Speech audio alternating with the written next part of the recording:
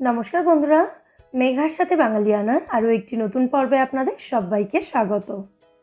আজ নিয়ে এসেছি দারুণ সুস্বাদু এবং স্পঞ্জি একটা চকলেট কেকের রেসিপি। আর এই কেকটা তৈরি করতে আমি কোনো রকম আটা, ময়দা, ডিম বা কোনো এসেন্স ব্যবহার করব না। কেকটা আমি সুজি দিয়ে তৈরি করে দেখাবো। আর এই কেকটা আমি আজকে গ্যাসেই বেক করে দেখাবো, যাতে আমার সমস্ত বন্ধুরা এই কেকের রেসিপিটা বাড়িতে ট্রাই করতে পারেন। তাহলে চলুন আজ এই দারুণ সুস্বাদু এগলেস সুজির চকলেট কেকের রেসিপিটা স্টেপ বাই স্টেপ দেখে নেওয়া যাক। সুজির কেক বানানোর জন্য সবার প্রথমে আমি এখানে নিয়ে নিয়েছি 1 কাপ পরিমাণে সুজি। যে কোনো কেক বানানোর জন্য কেকের উপকরণের পরিমাণগুলো কিন্তু ভীষণই গুরুত্বপূর্ণ। উপকরণের পরিমাণ যদি ঠিকঠাক না হয় তাহলে কিন্তু কেকটাও পারফেক্ট হবে না। তাই যে কোনো পার্টিকুলার একটা বাটি বা কাপে করে মেপে সমস্ত উপকরণগুলো নেবেন। এতে উপকরণগুলোর পরিমাণ একদম ঠিক হবে এবং কেকটা একদম পারফেক্টলি তৈরি হবে। যাই হোক, এবার এই সুজিটা আমি মিক্সার গ্রাইন্ডারে দিয়ে গুঁড়ো করে নেব। এতে কেকের টেক্সচারটা একদম পারফেক্ট হবে। ছোট দানা বা বড় দানা যে কোনো দানার সুজি এখানে ব্যবহার করা যাবে। দেখুন, সুজিটা আমি একদম মিহি করে গুঁড়ো করে নিয়েছি। এই সুজির গুঁড়োটা একটা বড় বাটির মধ্যে আমি এবার ঢেলে দিলাম। এবার যে কাপে মেপে আমি 1 কাপ সুজি নিয়েছিলাম সেই কাপে মেপেই হাফ কাপের একটু বেশি পরিমাণে নিয়ে নিয়েছি এখানে চিনিটাকেও গুঁড়ো করে নেব। গুঁড়ো করা চিনিটাকেও এবার আমি সুজির মধ্যেই ঢেলে নিচ্ছি। এবার এর মধ্যে দিয়ে দেব 2 চামচ কোকোয়া পাউডার। বাড়িতে রেগুলার খাবার খাওয়ার জন্য যেরকম সাইজের চামচ আমরা ব্যবহার করি সেই রকমই একটা চামচে মেপে কোকোয়া পাউডারটা আমি এখানে নিয়েছি। সুজি, চিনি এবং কোকোয়া পাউডারটাকে একটা চামচের সাহায্যে খুব ভালো করে আমি মিশিয়ে নিয়েছি। এবার এর মধ্যে আমি দিয়ে দেব গলানো মাখন। মাখনটা গলানোর পর ওই একই কাপে করে আমি মেপে নিয়েছি, আর এখানে ওই কাপটার 4 ভাগের 1 ভাগ মাখন রয়েছে। মাখনের পরিবর্তে আপনারা এখানে তেলও ব্যবহার করতে পারেন। মাখনটা দেওয়ার পর এর মধ্যে দিয়ে দিচ্ছি হাফ কাপ পরিমাণে টক দই। টক দইটাও আমি ওই একই কাপে করে মেপে দিয়েছি। আর টক দইটা কিন্তু এখানে রুম টেম্পারেচারে রাখা টক দই রয়েছে। ফ্রিজ থেকে বের করেই কিন্তু টক দইটা এখানে দিয়ে দেবেন না, তাতে কিন্তু কেকটা বেক হবে না ঠিক করে। আবার এই সমস্ত উপকরণ একসাথে খুব ভালো করে মিশিয়ে নিচ্ছি। মেশানোর জন্য আপনারা একটা চামচ বা স্প্যাচুলা অথবা তারের হুইস্কার এখানে ব্যবহার করতে পারেন। মেশানোর পর দেখুন ব্যাটারটা কিন্তু এখন অনেকটা টাইট হয়ে গেছে। তাই এই ব্যাটারটাকে একটু পাতলা করে নেওয়ার জন্য এর মধ্যে আমি দিয়ে দিচ্ছি পরিমাণ মতো দুধ। আপনারা এখানে অল্প অল্প করে দুধ দিতে থাকবেন এবং মেশাতে থাকবেন, তাতে ব্যাটারের কনসিস্টেন্সিটা বুঝতে সুবিধা হবে। একবারে বেশি দুধ দিয়ে দিলে কিন্তু ব্যাটারটা বেশি পাতলা হয়ে যেতে পারে। আর এখানে আমি ফুটিয়ে ঠান্ডা করা দুধ ব্যবহার করেছি। দেখুন ব্যাটারটা রেডি হয়ে গেছে। এই সময় ব্যাটারটা এরকম সেমি থিক কনসিস্টেন্সিতেই কিন্তু রাখতে হবে। আর এই ব্যাটারটা তৈরি করতে ওই কাপেরই হাফ কাপ পরিমাণে দুধ ব্যবহার করতে হয়েছে। ব্যাটারটা রেডি হওয়ার পর এটাকে ঢাকা দিয়ে অন্তত আধ ঘন্টা এভাবেই রেখে দেব সুজিটা ফুলে যাওয়ার জন্য।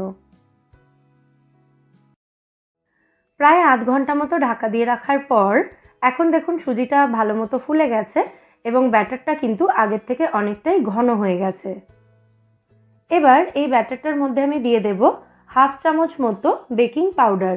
যে চামচে মেপে আমি কোকোয়া পাউডারটা দিয়েছিলাম সেই চামচেরই হাফ চামচ মতো বেকিং পাউডার দিয়েছি। আর জাস্ট 1 পিঞ্চ মতো বেকিং সোডা বা খাওয়ার সোডা দিয়ে দিলাম। তারপর আবার সমস্ত উপকরণ একসাথে খুব ভালো করে মিশিয়ে নেব। সুজির কেকের ব্যাটার কিন্তু এরকম একটু ঘন হবে, সেই জন্য এই ব্যাটারটাকে আর পাতলা করার প্রয়োজন নেই। ব্যাটারটা এখন একদম পারফেক্ট কনসিস্টেন্সিতে রয়েছে। ঠিক এরকম ঘন এবং থকথকে একটা ব্যাটার তৈরি করতে হবে সুজির কেক বানানোর জন্য। বেকিং পাউডার এবং বেকিং সোডাটা মেশানোর পর এই ব্যাটারটাকে কিন্তু আর খুব বেশিক্ষণ রেখে দেওয়া যাবে না, এভাবে সঙ্গে সঙ্গে বেক করতে দিয়ে দিতে হবে। তাই আগে থেকে রেডি করা একটা কেক টিনের মধ্যে ঝটপট এই ব্যাটারটাকে এবার আমি ঢেলে দিচ্ছি। কেক বেক করার জন্য আপনারা স্টিল বা অ্যালুমিনিয়ামের যে কোনো বাটি ব্যবহার করতে পারেন। বাটিটার গায়ে প্রথমে ভালো করে তেল মাখিয়ে নেবেন। তারপর বাটার পেপার থাকলে বাটার পেপার সমান করে কেটে ওই তেলের ওপরে বিছিয়ে দেবেন। আর যদি বাটার পেপার না থাকে বাড়িতে থাকা এমনি যে কোনো সাদা কাগজ সমান করে কেটে, মানে এই বাটিটার মাপে কেটে বাটিটার বেস এবং সাইডগুলোতে ভালো করে আটকে দিতে হবে। কেকের ব্যাটারটা আমি কেক টিনটার মধ্যে ঢেলে দিলাম। আবারও বলছি, ব্যাটারের মধ্যে বেকিং পাউডার বেকিং সোডাটা মেশানোর পর কিন্তু ব্যাটারটাকে আর খুব বেশিক্ষণ রেখে দেওয়া যাবে না। ব্যাটারটা ঢালার পর বাটিটাকে ধরে 2-3 বার ট্যাপ করে দিতে হবে, তাতে ব্যাটারটা বাটির মধ্যে ভালো মতো সেট হয়ে যাবে। তারপর চাইলে ওপর থেকে কিছু ড্রাই ফ্রুটস কুচি ছড়িয়ে দিতে পারেন। ব্যাস, আমাদের কেকের ব্যাটার এখানে একদম রেডি বেক করতে দেওয়ার জন্য। আমি প্রথমেই বলেছি কেকটা আমি গ্যাসেই বেক করে দেখাবো, তার জন্য এবার আমি গ্যাস ওভেনটা রেডি করে নিচ্ছি। একটা পুরনো এবং বড় কড়াই গ্যাসে বসিয়ে কড়াইটাকে খালি অবস্থাতে ঢাকা দিয়ে আমি গরম করে নিয়েছি 10 মিনিট মতো মিডিয়াম ফ্লেমে রেখে। কড়াইটা খুব ভালো মতো গরম হয়ে গেছে, মানে আমাদের কড়াইটা প্রিহিট হয়ে গেছে। এবার এই গরম কড়াইয়ের মধ্যে আমি একটা টিফিন বক্সের ঢাকনা রেখে দিচ্ছি। এটা স্ট্যান্ডের কাজ করবে। যাদের বাড়িতে স্ট্যান্ড নেই তারা এইভাবে যে কোনো টিফিন বক্সের ঢাকনা বা যে কোনো বাটি উল্টো করে রেখে তার উপরে কেক টিনটা বসিয়ে দিতে পারেন। আর খাবার রাখা স্ট্যান্ড যাদের বাড়িতে আছে তারা স্ট্যান্ড রেখে তার উপরে কেক টিনটা বসিয়ে দেবেন। এবার এই কড়াইটাকে ঢাকা দিয়ে গ্যাসের ফ্লেমটাকে একদম লো করে দিয়ে কেকটা বেক হতে দিতে হবে 30 থেকে 40 মিনিট মতো। তবে 25 মিনিট পর থেকে কিন্তু কেকটাকে চেক করতে থাকতে হবে। পুরো 30 মিনিট মতো বেক করার পর আমি এবার কড়াইয়ের ঢাকনাটা খুলে কেকটাকে চেক করে নেব। কেকটা চেক করার জন্য একটা ছুরি বা স্কিউয়ার অথবা টুথপিক এরকম কেকের বিভিন্ন জায়গায় গেঁথে দেখে নেবেন। যদি দেখেন টুথপিকটা পরিষ্কার বেরোচ্ছে, তার মানে বুঝতে হবে কেকটা রেডি হয়ে গেছে। তখন কেকটা কড়াই থেকে বের করে নিতে হবে। আর যদি দেখেন টুথপিকে ব্যাটার লেগে আছে, তাহলে আরও কিছুক্ষণ এটাকে বেক করতে দেবেন। কেকটা রেডি হয়ে গেছে, আমি কড়াই থেকে বের করে নিলাম। এবার এই কেকটাকে কিন্তু সম্পূর্ণ ঠান্ডা হওয়ার পরই এই কেক মোল্ড বা কেক টিন থেকে বের করতে হবে। গরম অবস্থায় কেকটা বের করতে গেলে কেকটা ভেঙে যেতে পারে।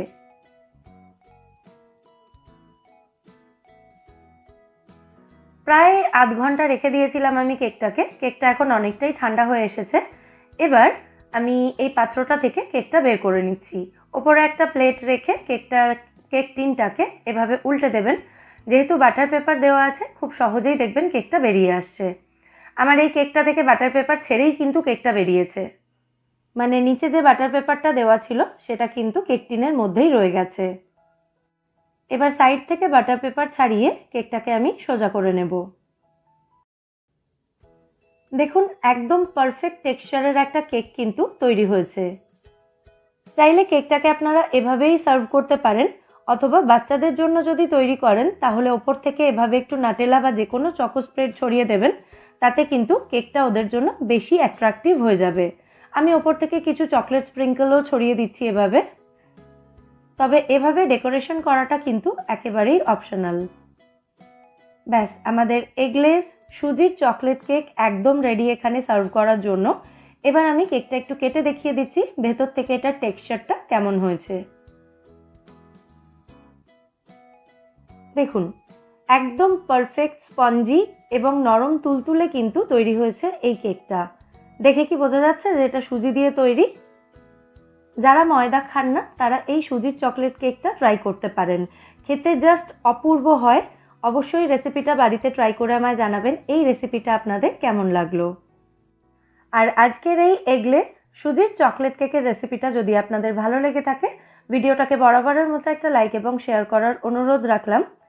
সাথেই আমার চ্যানেলটাও সাবস্ক্রাইব করে নেবেন যদি এখনও না করে থাকেন, অথবা আপনি যদি আমার চ্যানেলে নতুন দর্শক বন্ধু হয়ে থাকেন। পাশে থাকা বেল আইকনটাও কিন্তু ক্লিক করতে একদম ভুলবেন না, নিত্য নতুন রেসিপির আপডেট নোটিফিকেশন সবার আগে পাওয়ার জন্য। ফিরে আসবো নতুন কোনো রেসিপি নিয়ে। সবাই সুস্থ থাকবেন, ভালো থাকবেন এবং সবাইকে খুব ভালো রাখবেন।